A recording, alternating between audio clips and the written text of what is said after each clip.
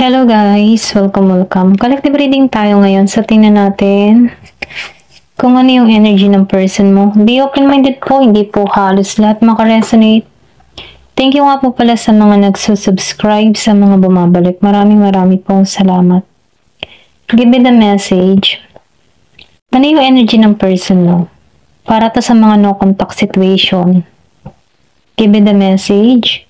Ano yung energy ng person mo?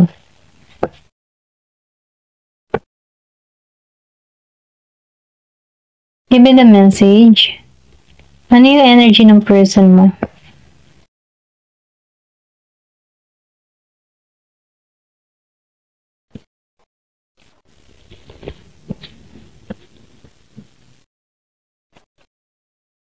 Give me the message.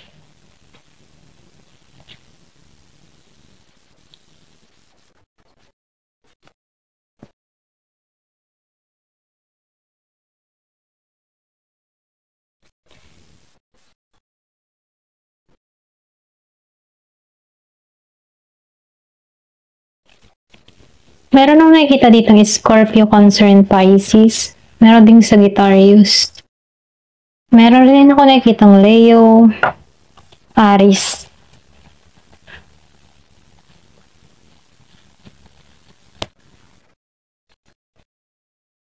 Oo. Sobrang nasasaktan po. Meron ako nakikita ditong tao. Hindi siya balance. Meron akong nakikitang Sagittarius.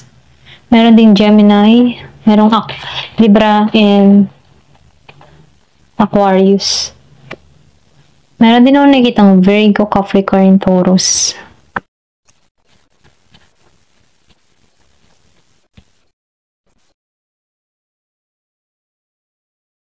Yung iba sa inyo,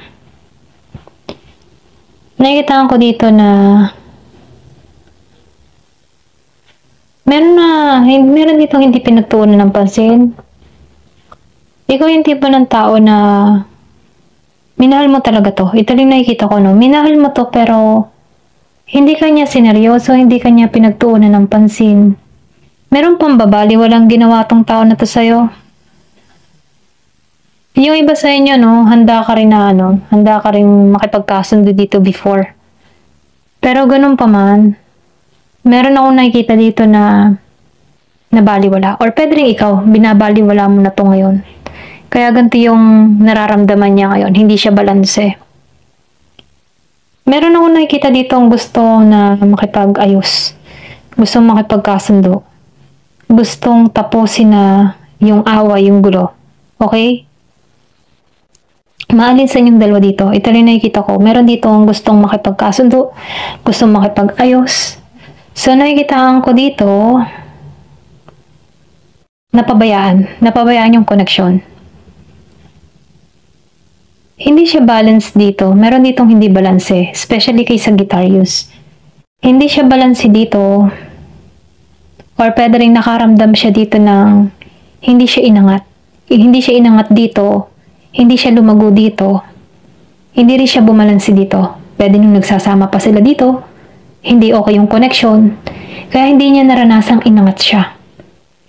So, nakikitaan ko dito, meron ditong hindi na nag-iintay. Hindi niya na iniintay itong tao na to. Meron akong nakikita nasa ibang bansa, or pwede rin ikaw meron kang kadiling na nasa ibang bansa, or pwede rin ikaw yung nasa ibang bansa. So, nakikitaan ko dito yung distance, malayo sa bawat isa. Meron din akong nakikita ditong nahihirapan sa sitwasyon. Meron ditong hindi nakakatulog. Meron kang taong hindi nakakatulog. So, nakikitaan ko dito, kung ikaw to, okay, meron akong nakikitang Gemini, Aquarius, and Libra. Ayan. So, nakikitaan ko dito, meron ditong hindi nakakatulog. Balisa. Nahihirapan sa sitwasyon. Yung iba sa inyo, piling ng tao nito na ginagawan siya, sinusumpa siya, kung bakit niya nararanasan ito. Nangihinala na rin tong tao nito na baka kinukulam siya. Ganun, okay? Ganun yung nasa isip niya, baka kinukulam na ako kaya ako hindi makatulog dito. Bakit ganito yung nararamdaman ko? So, nakikita ko dito merong nababalisa. Nahihirapan siya. Meron ako nakikitang Gemini, Aquarius, and Libra. Okay? Malakas yung Libra. Meron din akong nakikitang Taurus. Hindi siya stable dito sa financial. Nahihirapan to sa kaperahan niya. Or pwede rin meron tong mga pinagdadaanan. Meron siyang kinakaharap dito na pagsubok. Lalo-lalo na sa usaping pera.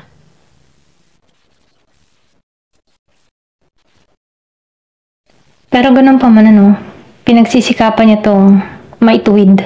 Pinag-iisipan niya tong pinagsisikapan yan. Pinagsisikapan niya itong malampasan itong mga pagsubok na kinakaharap niya dito. So meron kang tao dito na palaban pa rin. Malakas yung fighting spirit niya.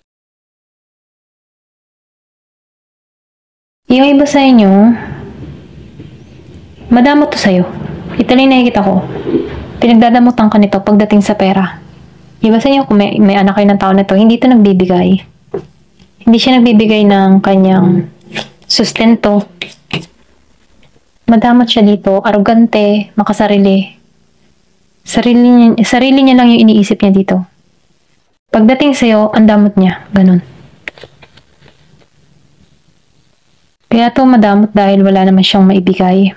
Ito na yung nakikita ko, hindi siya masagana ngayon. Nahihirapan siya sa sitwasyon. Meron ditong na-bankrupt, meron ditong na-scam, merong nawala sa kanya. Baga naubos yung kanyang kabuhayan dito. Unti-unti siyang parang nalugmok siya sa nararanasan niya ngayon. Hindi siya nagiging mapalat pagdating sa pera niya. So meron tong pagsubok na kinaharap or pwede rin sabihin na meron tong naranasan kung bakit nalulugmok siya dito. Meron ng tao dito na babaero, lalakero. Kaya naloko to pagdating sa pera. Marami kasi siyang kausap. Marami siyang opsyon. So, nakikita ko dito, meron kang tao dito na mahilig sa panandali ang aliw. Ganon. Kaya meron ditong naubusan ng kanyang kapirahan. So, nakikitaan ko dito, yung iba naman sa inyo, meron siyang sakit. Excuse me. Meron siyang sakit na kinakaharap kung bakit naubusin yung pera niya dito. Ayan. So, marami siyang choices marami siyang option. So, yung iba sa inyo, nagkamali siyang ng napili. Landas. Nagkamali siya ng landas na tinahak. Kung bakit ganti yung sinasapit niya dito. Meron kang tao na matindi yung mga pinagdadaanan niya sa buhay.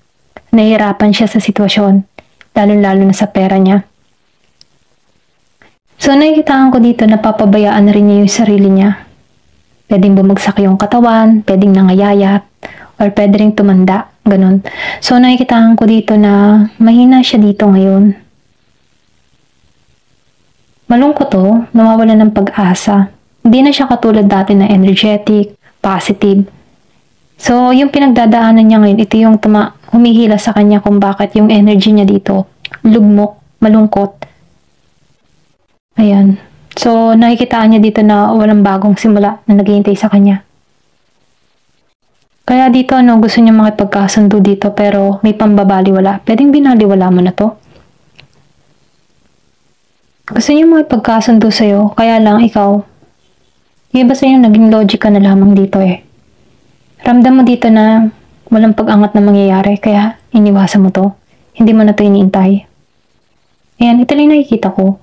So, kung kanino mang energy to, meron akong nakikitang Scorpio, meron din akong nakikitang Pisces, Cancer, meron din akong nakikitang Virgo, Capricorn, Taurus.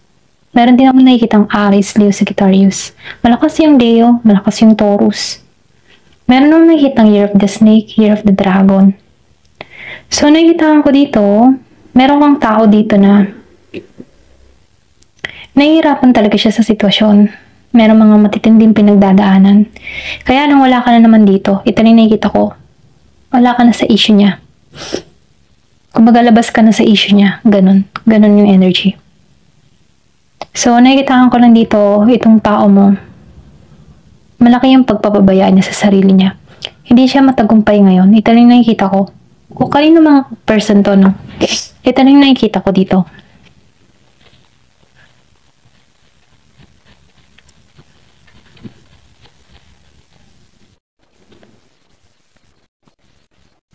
So, naghihintay ito. Yung iba sa inyo, meron kang tao na nagsisimula muli. Nagsisimula muli sa kanyang kalbaryo. Ayan. Nagsisimula muli siya. Pwedeng nangangarap muli or pwede rin sabihin na meron pong inuumpisahan. Pwedeng meron trabaho. Bagong trabaho. Nagsisimula. Kumbaga nakikita ko dito na balik sa simula. Lahat simula. Ganun. Yung iba sa inyo, inalisan ka na lang dito ng tao na to na mabigat. Mabigat yung pakaramdam. Pwede rin kasing tinanggihan mo na to kaya mabigat yung pakaramdam niya dito. Kaya tinatanggap na lamang niya dito na kailangan na tong alisan. Ganon, ito lang nakikita ko dito. Malakas yung Gemini, meron ding Aquarius, meron ding Libra. Meron kang tao na may anak. Pwedeng may dalang anak. Or pwede rin ikaw may anak ka.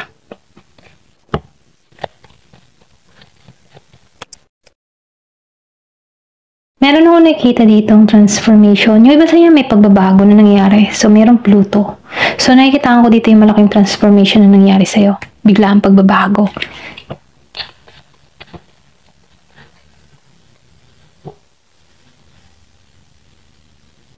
Kumbaga, no, dito sa present. Kung makikita mo sa present, may problema kang kinaharap sa tao na to. Okay? So, nakikita ko dito yung present na tinatanaw mo na lamang yung mga nangyari sa nakaraan. So, nakikita ko dito sa nakatingin ka na lang sa malayo or pwede rin sabihin, energy niya to. Nakikita ko dito na tinitingnan ka nito sa malayo or pwede rin sabihin, binabalik tanaw niya yung mga nangyari sa nakaraan. Andun niya yung present moment niya na meron siyang pinoproblema. Pero ganun pa man, nakikita ko dito na meron ka din ditong tao na ipinagpapasalamat niya rin yung mga nangyayari sa kanya, okay? Kasi nitatama siya dito eh. Pwede nga iba sa inyo, meron ka ditong tao na merong pagbabago nangyayari sa kanya dito. Kumbaga, naibabalik niya yung abundant niya sa sarili niya, okay? Naibabalik niya yung sarili niya muli. So, nakikita ko dito na ibabalik niya muli yung confident niya. Meron dito nakatingin sa malayo, meron distance sa inyong dalawa. So, nakikita ko dito na kahit malayo ka sa tao nito, naisip ka pa rin ng tao nito at tinitingnan ka niya sa malayo. Pwedeng nagbabalik tanaw siya sa nakaraan, nagninilay-nilay kumbaga. Meron ditong feminine. So nakikita ko dito, meron kang tao dito na mas nangingibabaw sa kanya yung feminine energy niya. Okay? Emotional siya dito. Okay?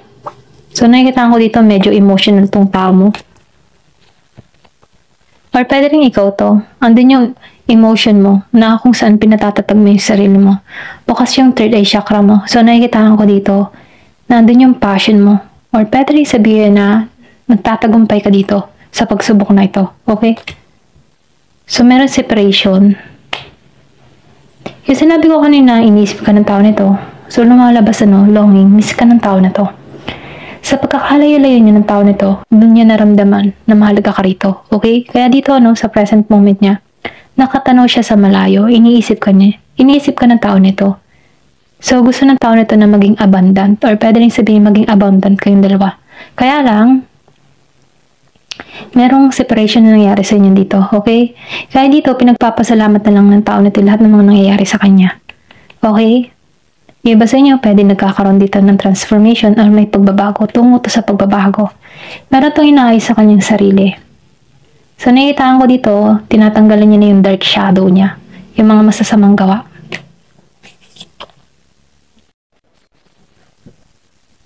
So, nakikitaan ko dito yung change. Gusto ng tao na ito ng pagbabago. Transformation, change. So, nakikita ko dito, gusto na ng tao na ito ng pagbabago. Ito yung bukang bibig niya, pagbabago. Gusto ko na ng pagbabago. Gusto na ng tao na ito na matapos ng lahat. Lahat. So, nakikita ko dito yung pagbabago na nangyayari sa tao mo.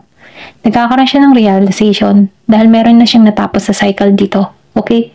So, yung separation na nangyari sa inyo, dito niya naramdaman na mahalaga ka sa tao na to. Ito na yung nakikita ko. Meron ka ditong tinanggihan, meron kang iniwasan. At yun yung nagpapagod sa tao na to. So, ito yung humihila sa kanya dito, yung toxic behavior niya. Okay? Ito yung humihila sa kanya kung bakit nahihirapan to. Okay? Kaya dito, marami itong pinagdadaanan. Mismong sarili niyang kalaban niya dito. Ito lang yung nakikita ko. Kasi kailangan niyang alisan itong mga toxic behavior, masasamang gawain, or pwede rin sabihin, yung kanyang masamang pag-uugali. Kailangan niya tanggalan to. Kasi ito yung pattern na sinusunod niya. Kaya kailangan niyang alisan to. Kailangan niya malaman kung ano ba yung mali. Ano ba dapat kong ayusin? Ano ba dapat kong tanggalin? Ganun. Sabotage. Guilty. So, guilty to. Guilty tong tao na to sa mga ginawa sa'yo. Okay? Pwede rin sabihin energy mo tong cycle na to. Andito ka sa pagbabago, transformation. Pwede rin sabihin pareho kayo nagbabago na dito. Ito rin nakikita ko kasi nagmamatured na kayo. So, meron ditong guilt. Naging guilt. So, nakikita ko dito sabotage. Mismong sarili niya. Okay? Yung sinabi ko kanina, sarili niyang kalaban niya dito. Kaya guilty to eh. Okay? Ayan, ito lang nakikita ko, meron nagsiself-sabotage, guilty sa mga nangyari. Paulit-ulit na pumapasok sa kanyang kaisipan yung mga nangyari sa inyong dalawa. Pwede rin sabihin, ramdam ng tao nito na hindi mo siya tatanggapin dito. Kaya dito, nahihirapan siya dito kasi meron tong dinadalang karamdaman. Meron din sakit, okay? May sakit, may karamdaman. Meron din butas ang bulsa, okay? Kaya nahihirapan siya dito. Paano ba? Kaya dito, naiisip niya dito na nasusumpa na siya or pwede rin isinumpa mo siya. Okay? Kung bakit niya nararanasan tong mga ganitong pagsubok. Ito yung naisip niya. Pwedeng kinula mo siya, sinumpa mo siya. Kaya, ganoon na lang yung kanyang isipan dito, Kaya itong tao nito, naging guilty dahil sa mga nagawa niyang pagkakamali dito. Marami itong nagawang atraso sa'yo. Kaya, yan. Sarili niya mismo yung kalaban niya dito. Okay? Ito lang yung nakikita ko. Ayan. Thank you for watching. Love and peace.